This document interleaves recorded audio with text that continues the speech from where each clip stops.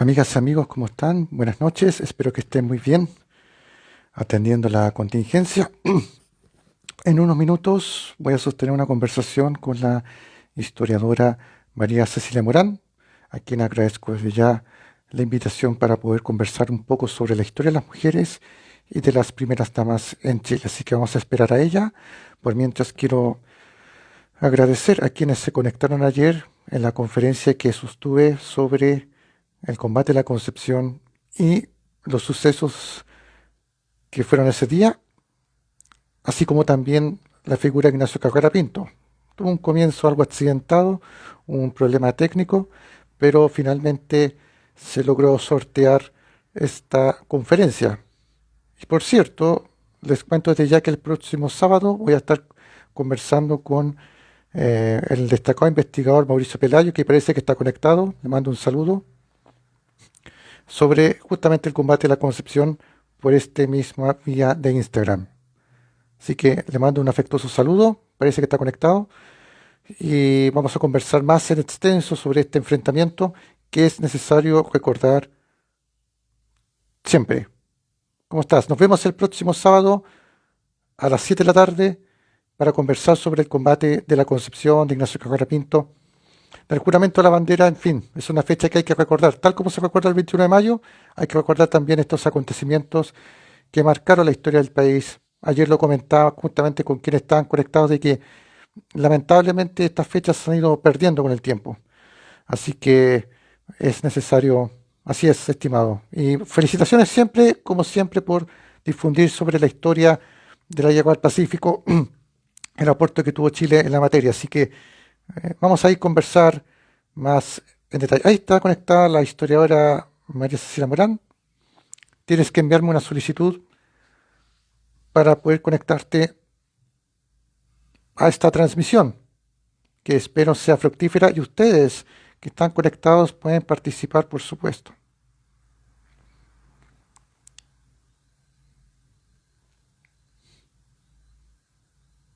Así que vamos a esperar que ella se conecte, que envíe una solicitud. Si me estás viendo, tienes que enviar una solicitud que está debajo. Debajo hay un botón, tienes que presionar como una suerte de flecha. Tienes que presionar esa flecha para enviarme la solicitud para que estemos conectados en vivo. ¿Ya? Por si me estás viendo. Por mientras les cuento que reitero los agradecimientos por la conferencia de ayer. Ahí está ella. Vamos a conversar sobre la historia de las mujeres y de las primeras damas y ustedes pueden ser partícipes de ello. Vamos a esperar que ella se conecte.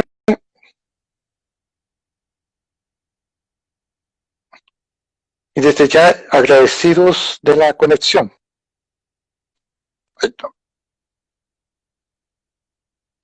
Ahí te veo, ¿me ves?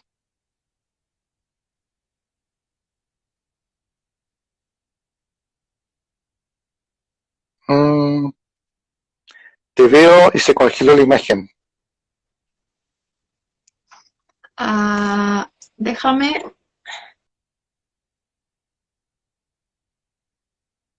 Sí, tiene problemas de conexión, parece. No te preocupes, puedes tomarte tu tiempo para arreglar aquello. Por mientras les voy a contar lo que vamos a conversar con ella un poco, que básicamente va a ser sobre la historia de las mujeres en Chile y su contribución. Parece que ahí te veo mejor. ¿Está mejor? ¿Me ves mejor?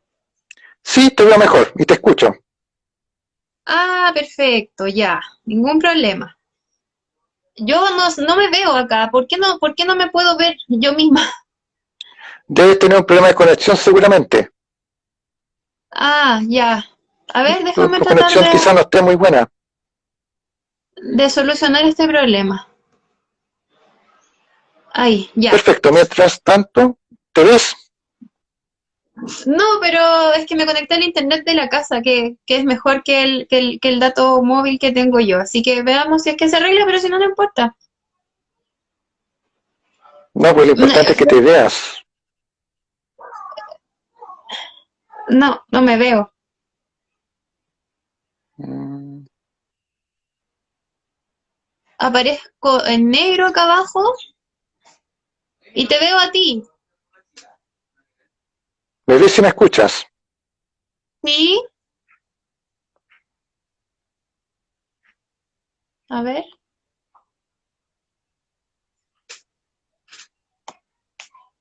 Pero si quieres reiniciamos, empezamos nuevamente de cero.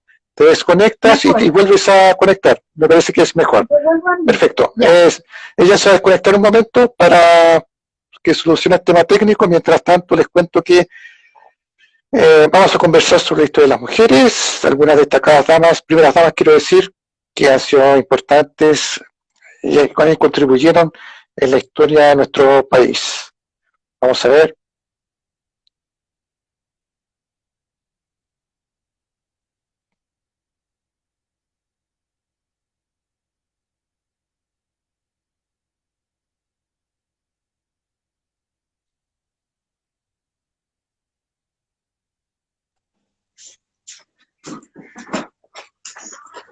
Bien, te veo, pero no sé si me ves. Te veo, Francisco. ¿Está bien ahí o no? Sí, está bien. ¿Pero tú te Ya. ves? No, no me veo, pero no importa. Yo creo que eso no se va a arreglar. Así que no hay problema. Estamos así nomás. Bueno, hagámoslo así entonces. La idea que te hubiese sido que te hubieses visto, porque así vas viendo. Te ve bien, sí, está buena luz. Hay, bueno, ahí Sí, entiendo que están con un temporal de aquellos en Santiago, ¿cierto? sí, tremendo. De hecho, como que me asusté hace un rato porque bajó un poco la intensidad de la luz, pero aproveché de cargar mi celular entre medio, así que si es que se corta la luz, igual voy a estar voy a estar conectada, así que no hay problema. Perfecto. Bien, primero que nada, quiero darte las gracias por este tiempo para conversar un importante tema. Pero antes me gustaría, como lo hago siempre con las invitadas e invitados que tengo a estas conversaciones que armo por Instagram, que te puedas presentar un poco y el trabajo que has desarrollado, porque ha sido muy interesante. Ujú. Bueno, antes que todo, te agradezco un montón por la invitación. Creo que es súper valorable realizar este tipo de actividades en las circunstancias en las que estamos, por dos cosas. Una, porque de alguna u otra forma nos ayuda a distraernos un poco conversando y a la vez escuchando sobre temas que nos interesan. Y por otra parte también porque sirve para, yo soy historiadora, entonces nos sirve a los historiadores para compartir con el público general los temas que estamos desarrollando y que nuestros temas no solamente se queden enfrascados en el ambiente historiográfico. Así que por eso te agradezco esta iniciativa, Francisco, y agradezco también a la gente que se está conectando. Bueno, yo te comento que soy historiadora, soy licenciada y magíster en historia por la Pontificia Universidad Católica de Chile.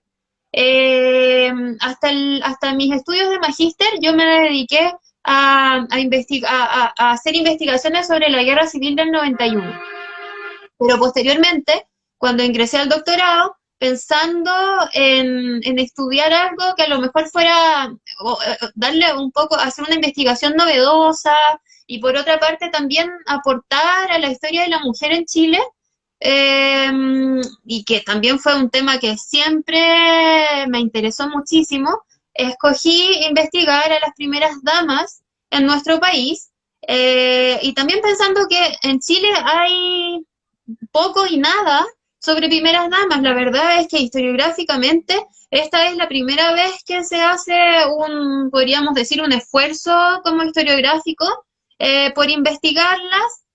Y en ese sentido, creo que mi investigación, que está dentro del programa de doctorado, yo estoy en cuarto año del programa de doctorado en Historia de la Universidad San Sebastián. Y he estado desde hace 4 años ya investigando primeras damas, centrándome específicamente en 4 nombres. Juanita Aguirre, pasando por Rosa Markman, que en el fondo es la primera dama que yo tengo como más relevante en cuanto a la tarea que realizó, y también respecto a las fuentes que hay sobre su periodo como primera dama, que son muchísimas. Luego sigo con Graciela Letelier y termino con María Ruiz Tagle. ¿Por qué las elegí? ¿Por qué esas 4 primeras damas? Sí, disculpa, yo te propongo que ese tema lo dejemos para después, Bueno, Vamos, pero vamos de lo más macro a lo micro, porque no es interesante lo que estás comentando porque nos permite un poco conocer el trabajo que has desarrollado. claro, Pero como habíamos conversado un poco y para que nuestros amigas y amigos también participen, partamos a nivel general de la historia de las mujeres en Chile, ¿no es cierto? ajá, Nosotros, para quienes no tienen muchas redes sociales, ya habíamos tenido algunas pequeñas cápsulas que habíamos desarrollado sobre el tema, pero como tú sabes mejor que yo, este tema es muy complejo de analizar y es muy general, pero poco se ha difundido, ¿ya? Es decir, las mujeres en Chile han aportado mucho a nuestro país en diferentes etapas que ha existido la historia, incluso en la etapa prehispánica, porque siempre como claro, que la historia de Chile se tiende a asociar esto desde la colonia o incluso desde la guerra de Arauco, pero desde la etapa ya prehispánica, y cuando hablo de la etapa prehispánica no me refiero solamente a los mapuches, que siempre como que el estigma, los mapuches, etapa prehispánica, no, hay que recordar que en Chile hubo muchas culturas, si se puede decir, a lo largo y ancho de nuestro país, donde la mujer ya tenía una participación importante, pero siento que falta difusión al respecto. Y lo que tú dijiste al principio es muy importante, que se han hecho importantes investigaciones historiográficas en la materia, pero falta esa conexión con nosotros, si se puede decir. claro, claro que sí. Mira, es necesario aclarar en torno a tu comentario, Francisco, es que en Chile nos encontramos como con dos campos de investigación en los cuales se aborda el tema mujer, que por una parte es la historia de género y por otra parte está la historia de la mujer, ¿ya? De alguna forma, los dos son súper valiosos, ¿ya? En la historia de género, de alguna manera, se parte desde otra perspectiva, una perspectiva que rompe esquemas, que de alguna forma llega a romper también las grandes conclusiones, los grandes paradigmas, que es súper valioso. Por otra parte, también está la historia de la mujer, que es donde se enmarca mi tema, porque yo investigo primeras damas. En el fondo, yo no estoy quebrando ningún esquema. En el fondo, para mí la primera dama existe y para mí la primera dama tiene un papel importante, querámoslo o no, lo tiene y lo ha tenido y en un momento se institucionalizó y ha sido necesario que exista. Entonces, ahí hay dos perspectivas de análisis en nuestro país, que un poco ahí yo lo tomo de la mano con mi tema, ¿verdad? Que son igual de importantes, pero que están aportando muchísimo a completar todos esos vacíos que existen y no solamente a completar, sino que también a pensar, ¿cierto?, en cuál ha sido el papel, por una parte, fundamental que han tenido las mujeres, pero también el papel que no han podido tener porque la sociedad machista no se los ha permitido.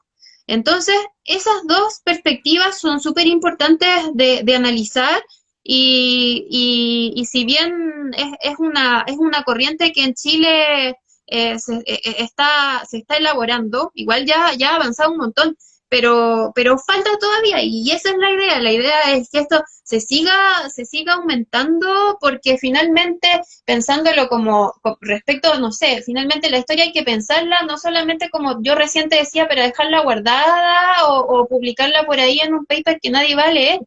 La historiografía, en el fondo, uno la debe pensar como historiador, pero pensando en las políticas públicas, pensando en hacer del país una mejor región, más integrativa. Entonces, desde esa perspectiva, también hay que pensar la historia de la mujer y la historia de género.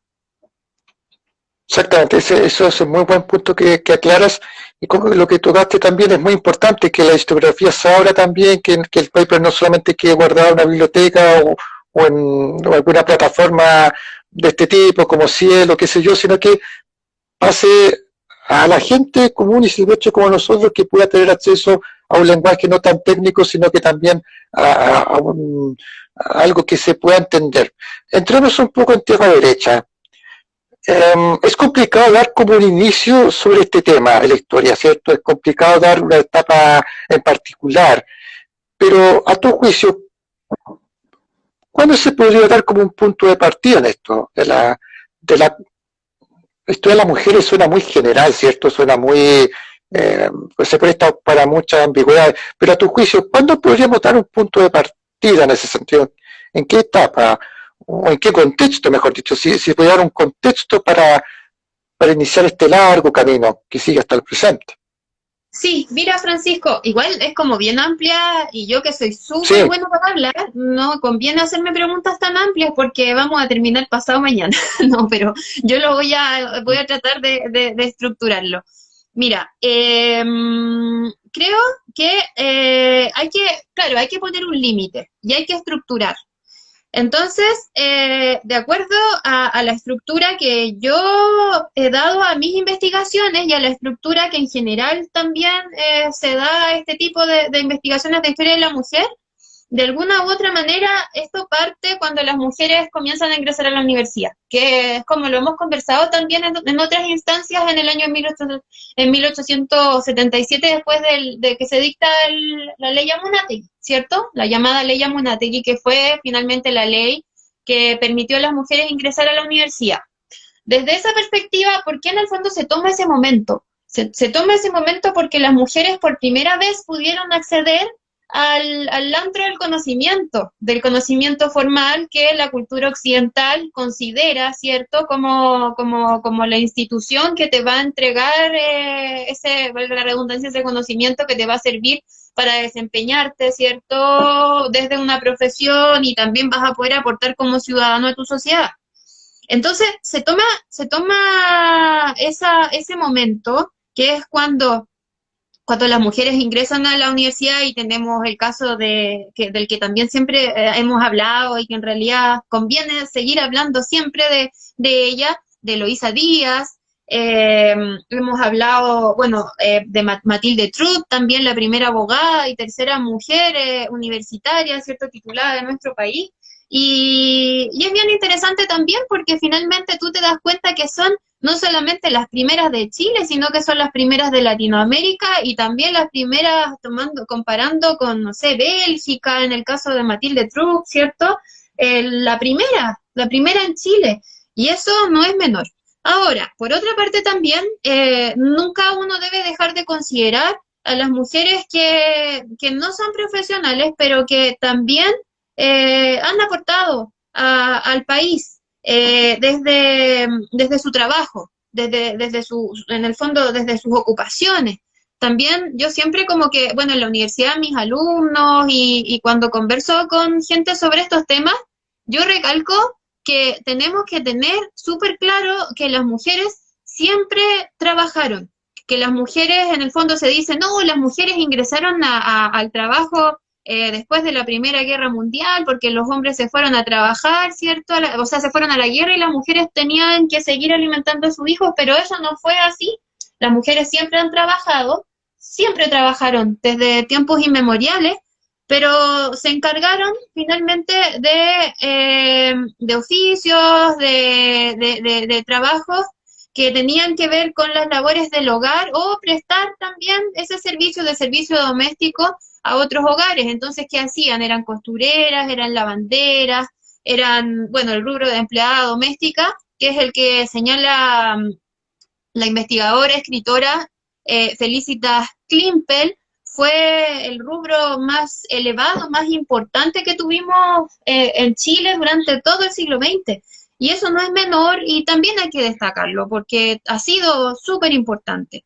Pero ahí es cuando se pone, en el fondo, como en términos de investigación, de 1877 en adelante, cuando las mujeres comienzan a ingresar a la universidad y a adquirir conocimientos que también le van a ayudar a empezar a comprender cómo, en el fondo, cómo meterse en el sistema para empezar a luchar por sus derechos y finalmente también eso es adquirir el conocimiento, adquirir la cultura como oficial para poder empezar a luchar por lo que sí. realmente por tener cierta igualdad de condiciones con los hombres. Sería interesante si nos pudieras contar un poco el contexto histórico en que se desarrolló la promulgación del decreto del ministro que era Amunátegui, que que fue un destacado historiador que en ese momento ejercía como ministro de Justicia, Culto e Instrucción Pública. ¿Nos podrías contar un poco sobre el contexto y por qué se dio por qué promulgó aquello? Claro.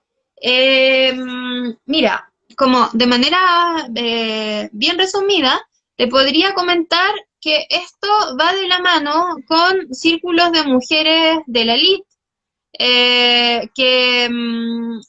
que venían de alguna u otra manera luchando por la idea de la igualdad de derechos de las mujeres con los hombres, ideas que se comentaban en los círculos de lectura, en las reuniones, ¿cierto? Que eran las reuniones de estas mujeres, las reuniones sociales de estas mujeres, en las cuales no se juntaban a tomar tecito y a conversar de los hijos y del marido, se juntaban a hablar de temas sociales, de temas culturales, incluso de temas políticos y económicos.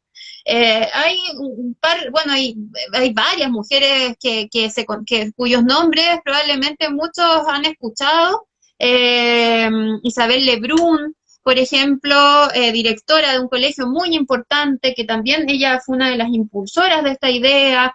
Está ¿cómo se llama? Barro, la esposa de, a ver, ¿cómo se llama? De Barro, Bajo Forgoño, la esposa claro, de Bajo Forgoño, no me acuerdo el nombre, pero claro, ella también fue una destacada, sí, activista. Ay, no me claro. acuerdo. Entonces tú te encuentras con estas mujeres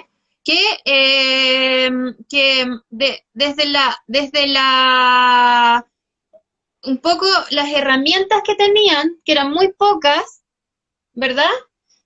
Finalmente igual lo lograron, publicaron, bueno, están también el primer periódico de mujeres, el primer periódico La Mujer, que se han hecho varias investigaciones al respecto, incluso se ha dudado de que si realmente ese periódico era escrito por mujeres o no, pero finalmente las ideas que se plasmaron en ese periódico, hay varios números, de hecho se publicó un libro, un compendio de ese periódico, que por ahí yo lo tengo, pero siempre que trato de buscar algo para mostrarlo no lo encuentro porque tengo tantos libros, pero bueno, no importa. Sí, Eh, no hay problema, no hay problema. Periódico, La Mujer, que tuvo, creo que, a ver, tiene que haber tenido un tiraje de unos 50 números durante un año. Fue súper importante, porque ahí se estipularon todas las principales ideas que tenían las mujeres de esa época, que eran las mujeres de la élite, que eran las que en el fondo como que se manejaban un poco mejor en términos formales, culturales. Entonces, desde esa perspectiva, esos periódicos y toda esta lucha que van dando de una manera más o menos, bueno, bien soslayada, pero al final igual fue importante, porque finalmente igual lo lograron y lograron adquirir ese primer gran derecho, que era el derecho de ingresar a la universidad. Perfecto, y eso sin duda fue un salto cualitativo que marcó un antes y un después en el tema de la inserción de las mujeres a la, digamos de alguna manera, a la formación académica y profesional en Chile, si se puede decir. Claro, claro que sí. Pero no solamente hay que ir un poquito más allá, porque ayudó a la formación académica y profesional, pero además ayudó a la formación en términos políticos de las mujeres. El haber participado de una instancia tan importante como era la universidad, y bueno, y lo sigue siendo, haber tenido también acceso a participar públicamente, porque las mujeres de alguna manera igual, la sociedad como que les imponía la casa, el hogar, los hijos, el marido, pero ya estar participando en un espacio y en una institución como la universidad, con hombres, ¿cierto? Y recibiendo el mismo tipo de educación que los hombres, eso también te ayuda un montón en términos de formación un poco integrativa, política, empiezas a pensar en el fondo, ¿por qué seguir enmarcados en este cuadro que nos prohíbe participar políticamente si nosotras podemos ir mucho más allá y estamos demostrando en la universidad que nosotras tenemos la misma capacidad que un hombre? Y tenemos también capacidades resolutivas, un montón de cosas que en el fondo nos están posicionando y están demostrando que somos igual de capaces. Entonces, ese fue como ese marco que como para terminar esa idea, como te decía, no solamente hay que pensarlo en términos profesionales, sino que también hay que pensarlo en términos políticos. Claro, quiero pedirte una suerte de licencia si podemos irnos más atrás en el tiempo, porque mientras estábamos conversando me acordé que hoy es 4 de julio y se conmemora la fecha en que se hizo por primera vez la bandera nacional, que era la bandera de la Patria Vieja. Estoy hablando 4 de julio de 1812, se hizo por primera vez la bandera en el marco de la Patria Vieja, que era la bandera tricolor azul, blanco, amarillo. Estamos Claro, hablando del gobierno de José Miguel Carrera, pero lo que pocos saben es que esa bandera fue bordada por Javiera Carrera, que claro. fue prócer de la independencia de Chile. De hecho, te cuento, no sé si nuestros amigos han tenido la posibilidad de ir a la viña de Doña Javiera, que se encuentra en el monte. En ese lugar está la fuente donde Javiera habría bordado la bandera. Yo no Claro. sé qué opinión tienes tú de las mujeres que participaron en la etapa de la independencia. Siempre se habla de Javiera Carrera, también se habla algo menos de Paula Escara Quemada, que ella también tuvo un aporte muy importante en la materia, pero me da la sensación que hay otras patriotas Ajá, que lamentablemente por diversos motivos quedaron en el olvido colectivo. ¿Qué opinión ajá. tienes de eso? Mira, bueno, la construcción histórica hay que partir como por estudiar la construcción histórica del siglo XVIII. Bueno, Javiera Carrera nace a fines del siglo XVIII. Y bueno, y es adulta y tiene toda esta actuación, ¿cierto? A principios, cuando recién comenzaba el siglo XIX. Entonces, hay que pensar que quienes construyeron esas primeras narraciones históricas son hombres, ¿cierto? Son hombres que además, impulsados por un espíritu nacionalista, de construcción, ¿cierto?, del ideal patriótico, y por otra parte también que venían con los ideales europeos si finalmente nosotros heredamos no solamente, o sea, nosotros trajimos todas estas concepciones culturales de Europa. Esto era, en el fondo, la manera de pensar los roles de hombre y de mujer provienen de Europa. Entonces, esas concepciones, los conquistadores, colonizadores y primeros patriotas, también tenían esa concepción del rol del hombre y de la mujer. No obstante, eso no significa que en base a que ellos fueron los que construyeron la narración histórica que todos conocemos de principios del siglo XIX, eso no quiere decir que las mujeres no tuviesen ningún grado de participación en términos públicos. Y ahí tú encuentras los ejemplos, ¿cierto? Por ejemplo, recién tú hablabas de Javiera Carrera, ¿verdad? Yo creo que es la más archi conocida porque, bueno, además que de alguna forma ella fue una mujer súper valiente que se atrevió a romper esquemas, en el fondo a romper paradigmas. Entonces, es reconocida, pero a Javiera Carrera en el fondo se le recuerda podríamos decir, como una excepción a la regla.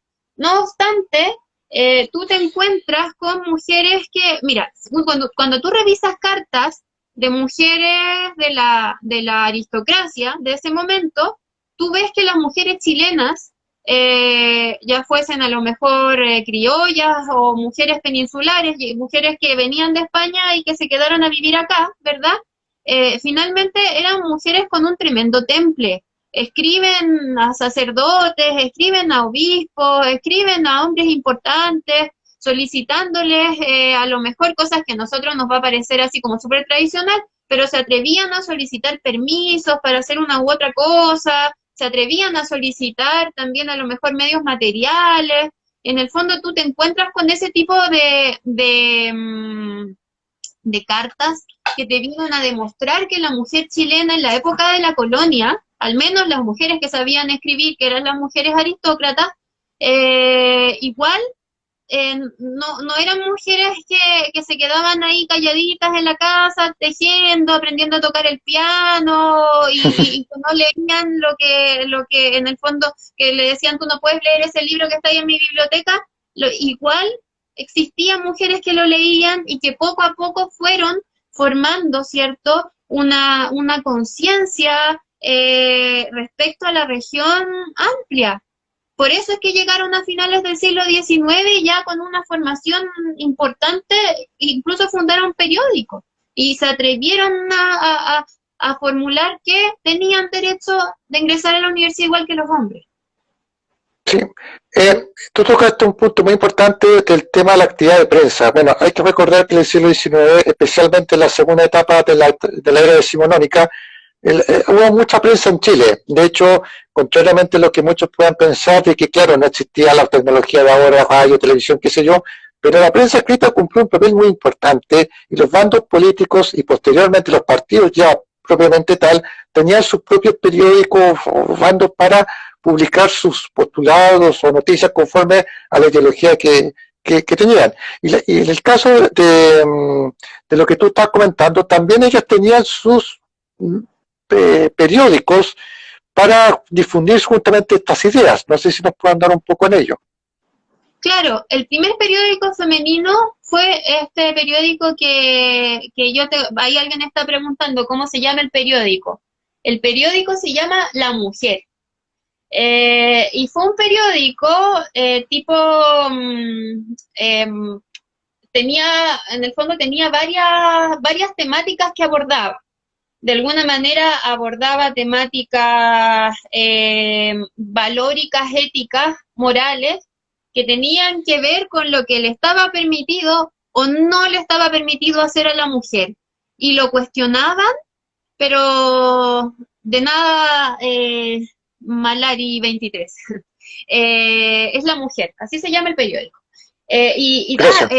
Y te recomiendo, busca este periódico, fue reeditado recientemente y se publicó a modo de libro. Está completo, tú lo puedes comprar, no me acuerdo por qué editorial salió, pero búscalo, porque en realidad es una fuente, pero es una de las mejores publicaciones respecto a la historia de la mujer y del género del último tiempo.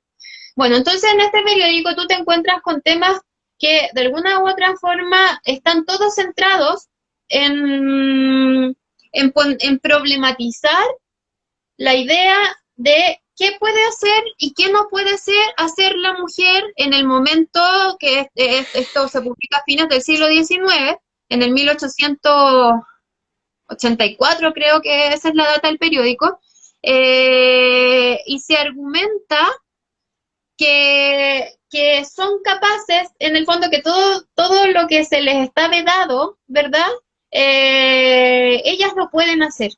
Y todas las grandes discusiones como que fluctúan dentro de esa panorámica, pero también es importante el periódico porque se le da un poco, se le da tribuna a ciertas mujeres o también la actividad de ciertas mujeres y se empieza a mostrar ahí. Y eso era súper importante porque está demostrando en un medio de comunicación que las mujeres son capaces de, incluso antes de haber ingresado a la universidad. Ahí me acordé ahora, era la Martina Barros Orrego. Sí. Sí, y ahí también, por ejemplo, bueno, también un poco, siendo un poco dispersa, pero es importante porque me acordé de su nombre. La Martina Barros de Orrego tradujo el texto, este libro tan importante que fue en Europa, de Stuart Mill, La esclavitud de la mujer. Imagínate una mujer de la oligarquía chilena que, bueno, también impulsada por su esposo. El esposo fue súper importante ahí porque siempre como que la apoyó en hacer estas cosas y la secundó de alguna u otra forma. Ella tradujo ese libro, La esclavitud de la mujer, al español. Es la primera vez que alguien, en el fondo, el libro se pudo leer en español gracias a una chilena que lo tradujo y que fue Martina Barros Barros Orrego. Y fíjate en la importancia de lo que te estoy diciendo. Un texto tan trascendental para comprender que la mujer en el fondo era esclava del hombre porque tenía que cumplir ciertos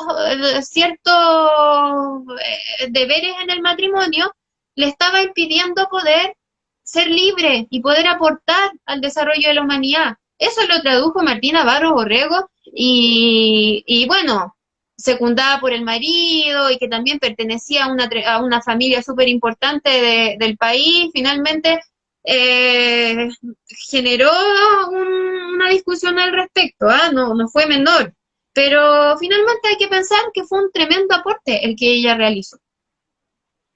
Sin duda, y que también, como tú mencionabas, marcó un quiebre también en la concepción que se tenía de la mujer, y hay que recalcar aquello que no importaba el estrato social, ya pues, siendo mujeres de la aristocracia o de clase media, entre comillas, no tenía mucha distinción en eso. Vámonos un poco después del decreto Monastery. ¿Qué efectos inmediatos tuvo el decreto? ¿Tuvo efectos inmediatos o habría que esperar un tiempo para que las mujeres pudieran ingresar a la Universidad de Chile? Hay que aclarar, porque era la única casa de estudios que existía en ese momento.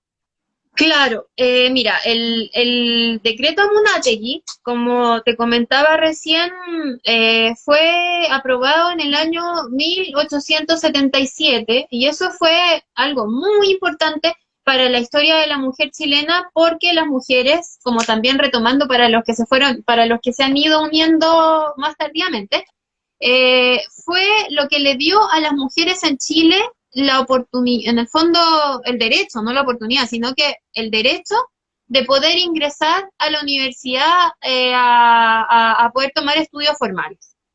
La primera mujer que ingresa a la universidad en Chile fue Eloísa Díaz y ella ingresó a estudiar medicina.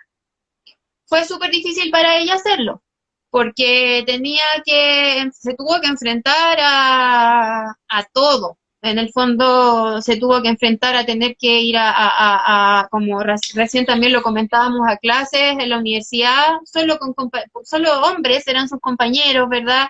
Por otra parte se tuvo que enfrentar al que dirán, a lo que decía la sociedad de que una mujer estuviera yendo a la universidad a estudiar. Se tuvo que enfrentar a la opinión de sus amigos, a la opinión de sus familiares. Y además de eso, se tuvo que enfrentar, en el fondo, a ser la primera mujer en Chile y Latinoamérica que estaba enfrentándose a una carrera y que no era menor, ella estudió medicina. Pero también hay que entender un poco por qué decidió estudiar medicina. Sí, por favor, ¿nos puedes contar un poco de eso? Así como Eloísa Díaz, también tenemos el caso de Ernestina Pérez, que le sucede, ¿verdad? Ella ingresa luego de Eloísa Díaz, y ambas se van a graduar en el año 1887. Es súper interesante la motivación que tienen estas primeras mujeres para ingresar a la universidad y para estudiar medicina, porque lo hacen para tratar, en el fondo, de demostrar, no solamente para tratar de demostrar que son capaces, sino que también lo hacen para aportar con sus conocimientos a las mujeres, a los niños, a los individuos que en el fondo están más desprotegidos, llamémoslo así, en esta sociedad. Entonces, desde esa perspectiva es súper interesante y no es que lo estoy inventando yo, es que si tú revisas la carrera de Eloísa Díaz y la carrera de Ernestina Pérez, te vas a dar cuenta de que realmente se desempeñaron en instituciones y también a lo mejor profesionalmente más, pero se desempeñaron en tratar de abordar, en el caso, por ejemplo, de Eloísa Díaz, la problemática infantil, detectando que el tema por ejemplo, de la medicina preventiva, que es algo que hasta el día de hoy es muy importante, en el fondo había que prevenir que los niños se enfermaran y no llegar a curarlos cuando ya están muy enfermos o convalecientes. Entonces, ¿cómo prevenir? Y ahí está toda la idea de la alimentación, la escuela, que tienen que ir a la escuela, pero más allá de que vayan a la escuela a aprender, tienen que ir a la escuela porque en la escuela les dan comida, les dan leche, les aportan proteínas necesarias para que ellos puedan crecer.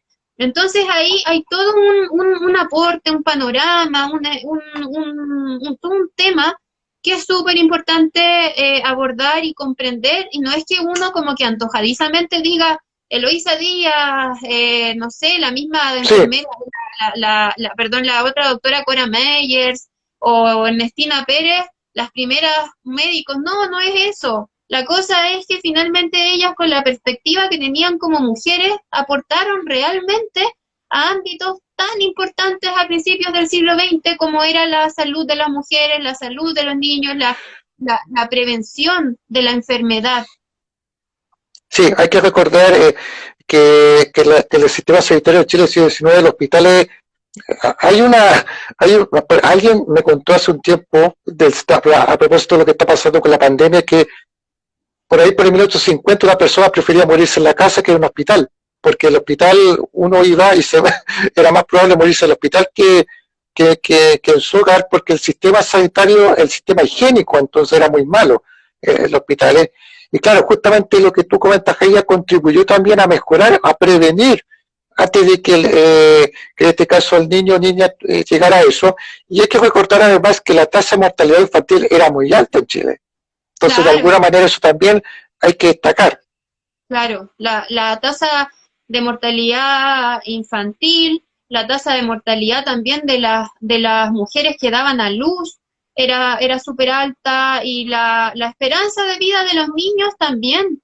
Tú si revisas, bueno, más adelante igual yo me quería referir a ese tema, pero si tú revisas uno dice, como que a lo mejor a la gente de más escasos recursos era la que perdía niños, pero no, todas las familias de la élite de la oligarquía, y las familias a lo mejor más pobres perdían hijos, uno, dos hijos, y eran dolores tremendos. Pero igual hay que pensar que la muerte, en el fondo, la muerte era algo que estaba omnipresente en la sociedad de la época.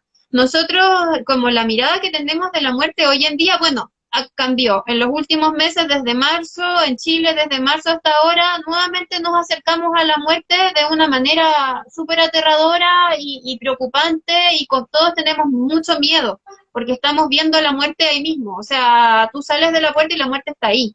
En el fondo, en el siglo XIX en Chile, la muerte también estaba ahí, estaba a la salida de la puerta de tu casa. Y se entendía con otros parámetros, desde otros paradigmas.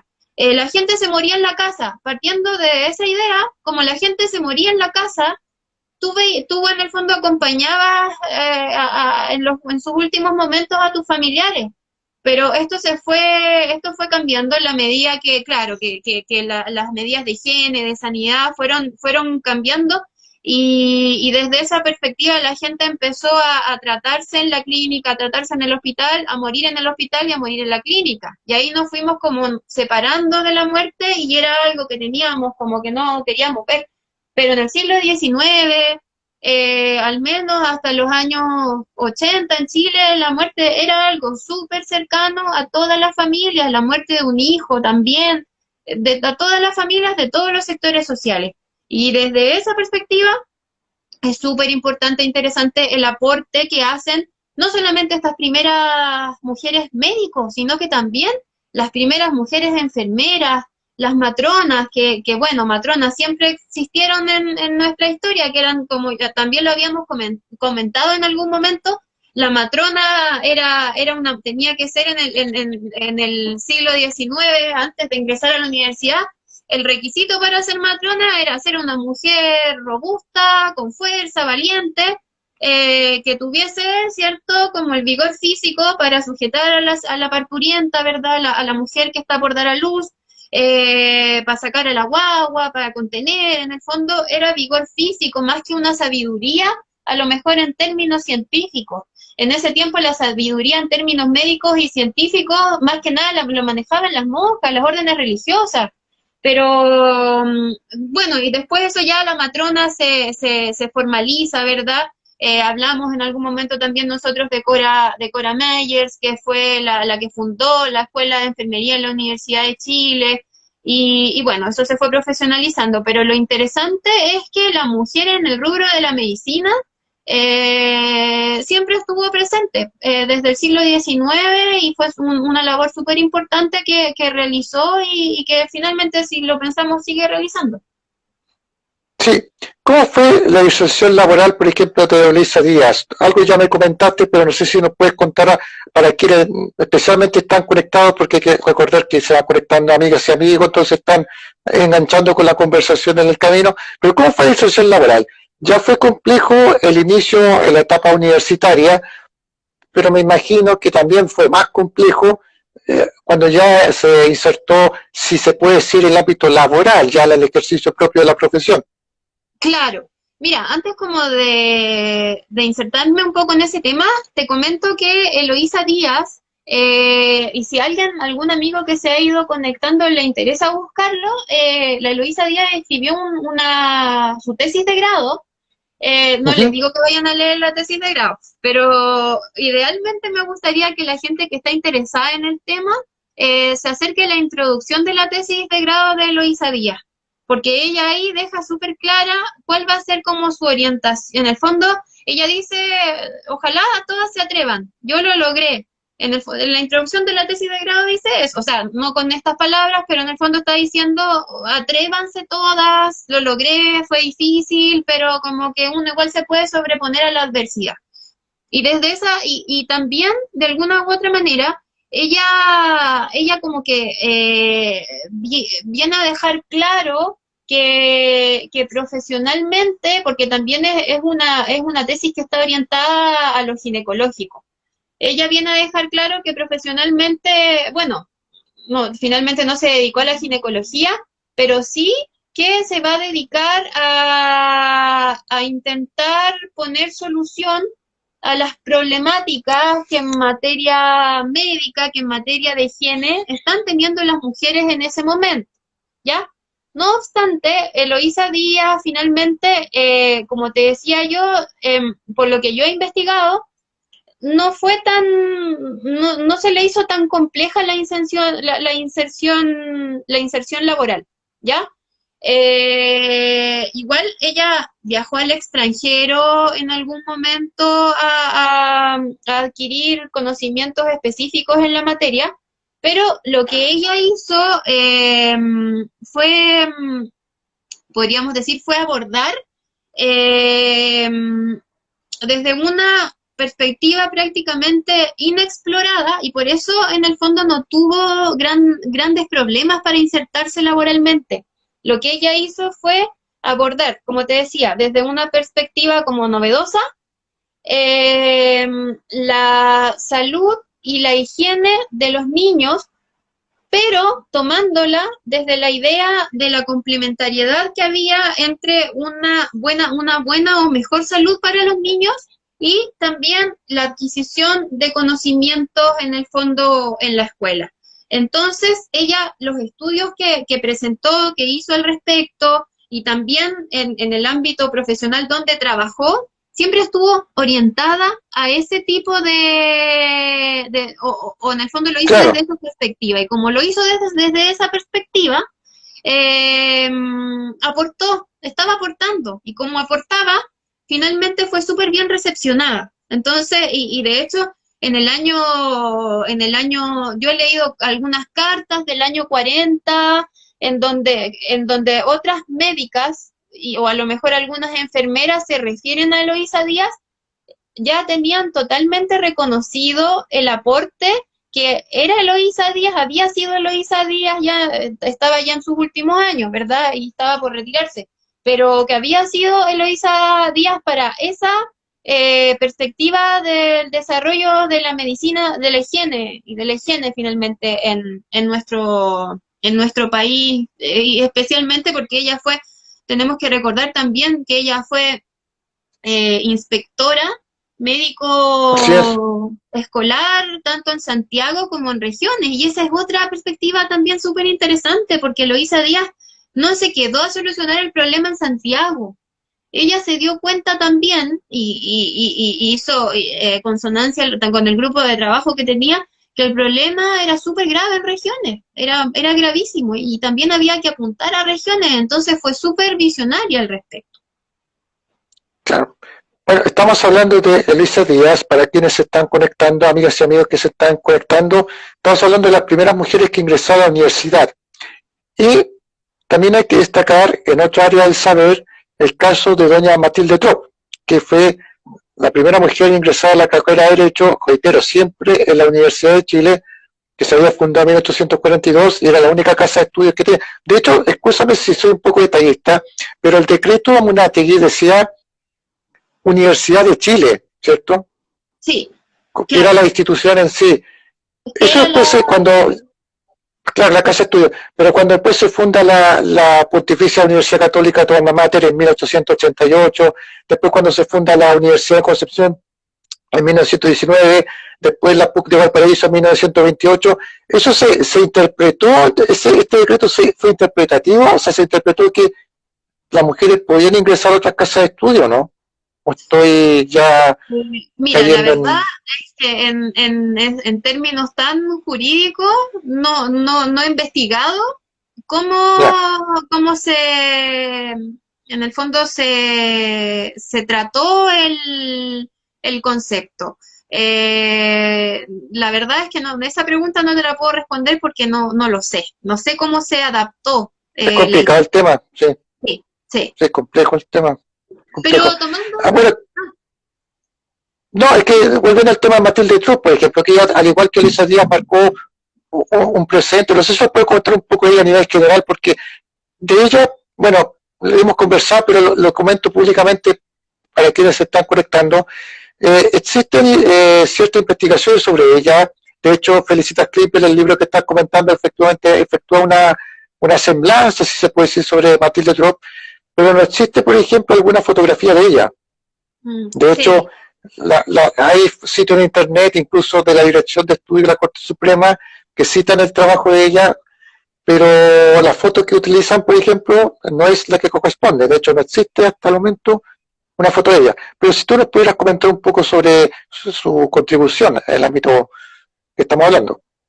Sí, claro, ese punto igual es bien extraño, es como que Matilde Trop fuese un fantasma, porque no se han encontrado lamentablemente fotos de ella, y si algún amigo interesado en la historia de las mujeres tiene alguna, háganos, por favor, hágalo saber y haga llegar la foto, porque sería bien interesante poder verla, ¿cierto?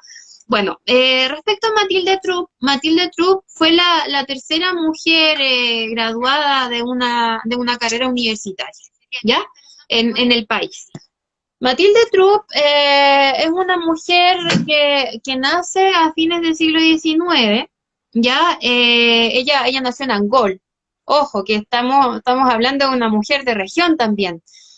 Cosa que no es menor, porque hasta el día de hoy, a quienes somos, yo también soy de región, a quienes somos de región nos cuesta el doble, ¿verdad? Imagínate a fines del siglo XIX haber sido de región. Sí, de todas maneras. Claro. Entonces, ese dato es súper notable. Es una mujer de Angol que, al igual que Eloísa Díaz, luchó por lo que consideraba, en el fondo, por sus ideales. Ella ingresó a la Facultad de Leyes de la Universidad de Chile, ¿cierto? Y se graduó en 1892, justo después de que termine la Guerra Civil, ¿cierto? La Guerra Civil del 91. Se gradúa como la primera abogada de Chile y de Latinoamérica.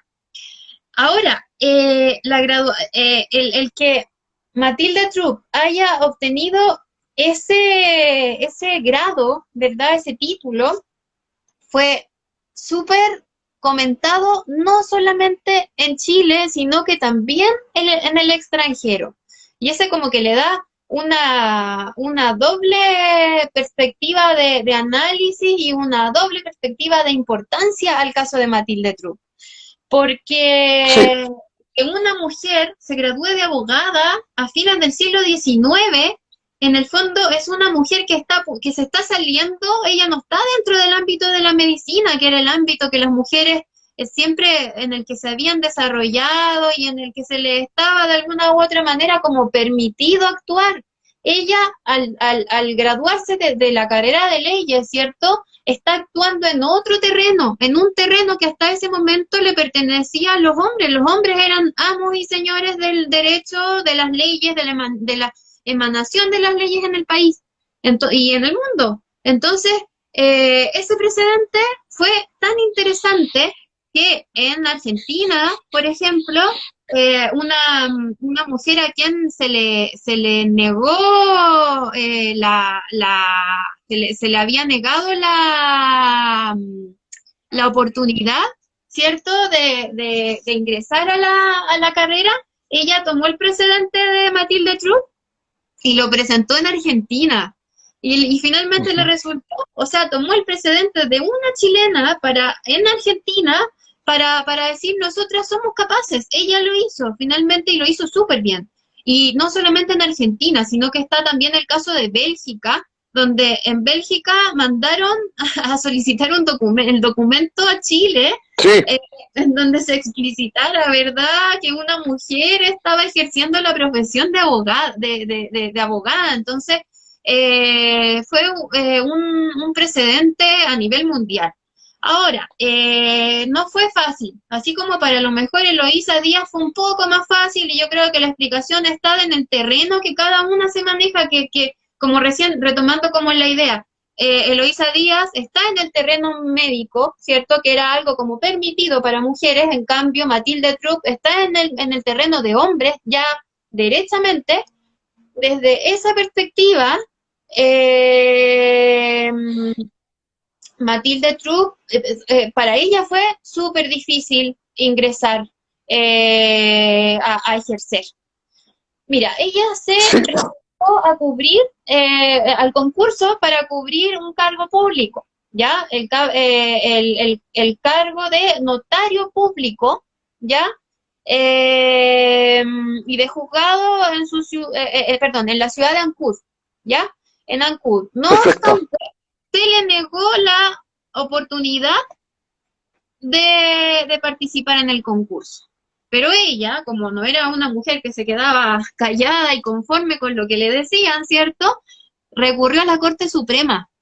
Y en la Corte Suprema finalmente logró, por sentencia del 23 de septiembre del año 1893, que se solicitó finalmente revertir esa medida, bajo la consideración de que las mujeres y los hombres tenían Son iguales. igual capacidad de condiciones para acceder, ¿cierto?, a ese tipo de cargo. Y finalmente fue aceptada en el examen en otros concursos, como en el de oficial civil de la primera institución de Santiago, notario público de Santiago también. Entonces, ahí tú te vas dando cuenta que si bien el camino para Matilde Trupp no fue fácil, Claro. no se quedó de brazos cruzados, no se cayó y luchó por lo que ella sabía que finalmente le correspondía. Luchó por lo que consideró, por sus convicciones. A eso como que quería llegar. Claro. Sin duda lo que estás comentando es muy importante, porque Matilde Trupp no solamente generó un precedente en el ámbito del derecho, porque de hecho gracias a ella otras mujeres ingresaron a estudiar la carrera, sino también a nivel general. Pero no solamente por el ingreso a la universidad que ella efectuó, sino por lo que tú estás comentando recién, de quebrarle de alguna manera lo que se había determinado, porque ella quería postular a este concurso de notario en Ancud. Cabe recordar que Ancud era parte de la jurisdicción de la Corte de Apelaciones de Concepción, por eso Ancud, porque uno se preguntará por qué Ancud tan lejos, era porque era parte de la jurisdicción de Concepción de finales del siglo XIX. Y una tocaya suya, Matilde Brondó, también ingresó a estudiar Derecho después y se tituló de abogada en 1898. ¿Nos podrías contar un poco más de ella? Porque si bien ella también lucha, al igual que Matilde Trupp, pero ella tiene una matriz diferente, ¿cierto? Nos quedan 28 segundos. Te propongo hacer un break de unos segundos, terminamos con ello y después conversamos sobre las primeras damas. ¿Te parece? Perfecto, ningún problema. Ya, Instagram me avisa que tengo que cortar, hacemos un break de un minuto y volvemos.